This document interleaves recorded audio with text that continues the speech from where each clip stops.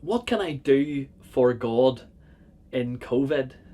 In all these restrictions, what can I do to serve God? That is a question that many people are asking at the minute. And it's a good question. It's motivated by, for good reasons. People long to still serve God at this time.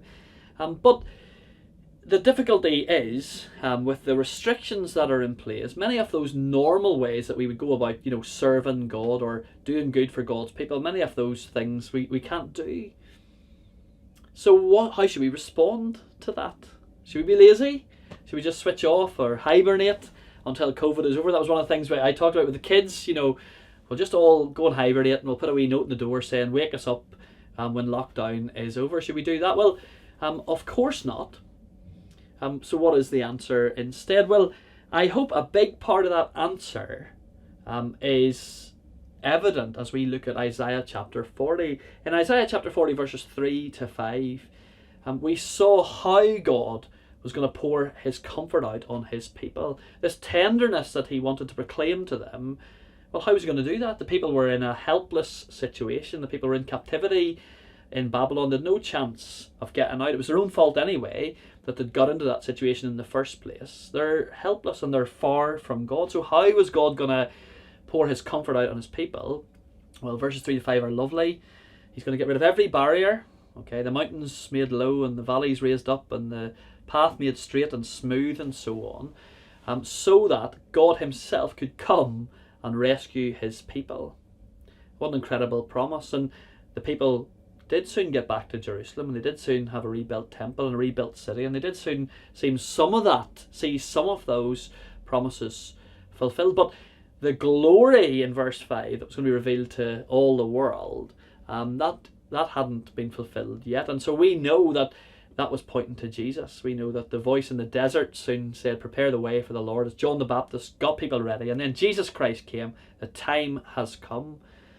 And so the incredible truth that speaks into this constrained situation of COVID, with people in church who want to serve God, who want to do things for God, the incredible truth once again says to us, look, be careful, because Christianity is not about us doing things for God. Christianity is about what he has done for us. Remember, Christianity is not like religion. Religion's advice. So here's how you can get in God's good side. Christianity is news of what has been accomplished already on our behalf. Isn't that wonderful? It reminds me of Ephesians chapter 2, verses 8-10. For it is by grace you have been saved through faith. And this is not from yourselves, it is the gift of God, not by works, so that no one can boast. For we are God's handiwork, created in Christ Jesus to do good works, which God prepared in advance for us to do. When we ask that question, what can I do for God in COVID? Okay, there's good motivations for asking that question, but we've got to get something right first, and that is, we've got to delight as a local church, we've got to delight in the grace that God has poured upon us in Jesus Christ. We've got to accept who we are in Christ. We're his children, and nothing we do or don't do will change that. We can't make him love us more, we won't make him love us less. Our identity is utterly secure, and in this time of COVID, my prayer is that we, God's people in this place, we will realise that more. We will spend more time thinking about it. Yeah, there's less I can do, but it's okay because God has done it all already. Isn't that wonderful? That's the gospel. God has done what we can't, so that we can be near him, so that he can be near us, so that we can be his people. That's who you are if you've trusted Christ. Whatever situation you're in right now, that is what you are. And so that brings us to something that we've talked about before, but just by existing for another day and trusting God, you are being a great witness to the world around. You're being a great encouragement to the people of God. You're even being a great testimony to the rulers and authorities in the heavenly realms, as all these different people look upon the church and say, wow, God is wise, and God is full of grace, and God is love. So just by existing, just by holding on to these promises as God holds on to you securely, you are bringing God glory. You've got a purpose. Isn't that wonderful? But it doesn't stop us wanting to do more, isn't it? It doesn't want to stop us actually wanting to use our time for God's glory, of course. And that is wonderful, because in verse 10 it says this, we are God's handiwork, created in Christ Jesus to do good works, which God prepared in advance for us to do. Well, that's great, isn't it? God has works for us to do. But I guess we just got to get that primary truth clear in our head first of all. We are not defined by what we do or what we don't do. We're defined by who we are in Christ Jesus. But that does change us. That does make us want to live for Him every day. And so there are many things that I guess we can do. Once we know we're doing them because who we are, there are things we can do. Of course there are. And the way we summarised it a while ago in Riverside, I think during lockdown 1 maybe, was this: presence, actions and words. Your presence matters. Now, many of us can't get to physical gatherings. At the minute, ours is on a Sunday afternoon, but many of us can't get there. It's not wise to. It would be a wrong decision for some of us to go, and some of us who are shielding especially as well, and very vulnerable. So does that mean your presence doesn't matter anymore? Of course not. Engage on a Sunday morning. If you can get on the Zoom, get on the Zoom.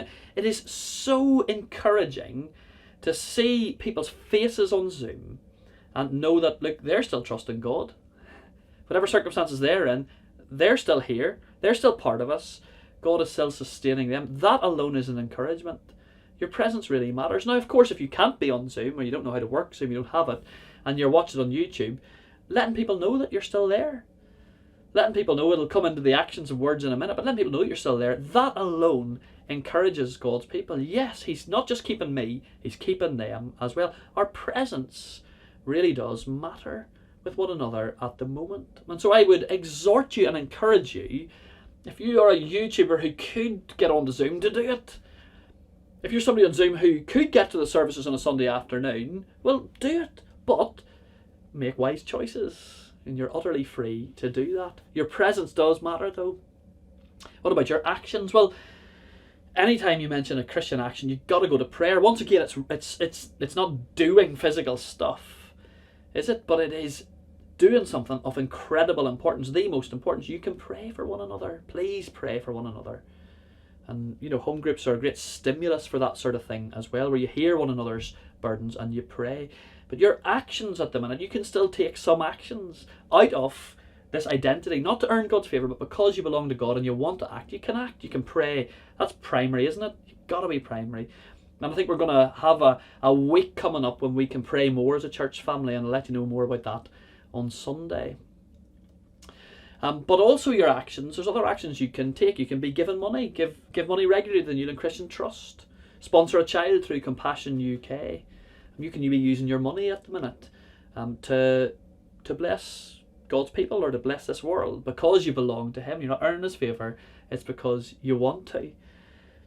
There's many other actions you can take as well, and I guess they link to the words thing. Lots of the actions will allow you to speak words of encouragement to your brothers and sisters in Christ, or to proclaim God's grace to the world around. So picking up the phone. It's harder to pick up the phone this time. People are more weary. Picking up the phone and speaking to people in the church family. Going for walks with people if you can, if it's wise and if it's safe for you. You can go for walks with people, and you'll be amazed at how encouraged you feel at the end of that walk, and you'll be amazed at the impact you've had on one of your brothers or sisters in Christ at the end of that walk as well.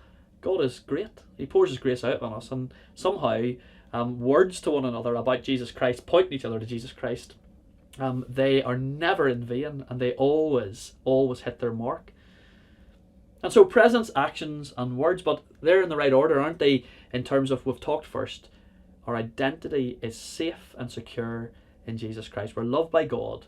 We're safe now. We're safe forever. We belong to Him. And so my prayer is that in this COVID time, of course we wouldn't press the pause button and go into hibernation, but that this would be a great time for us to once more get grace, to understand the gospel, to understand that God has done everything for us. And so anything that we do is simply a response that flows out of our safe, secure identity as God's people in Jesus Christ. I hope you enjoy home groups this week. They're a place where presence, actions and words come together. And if you're not in a home group, get in touch with me, because you're missing out on it. Would do you really good. It would do the church family really good if you could get on home groups. Amen.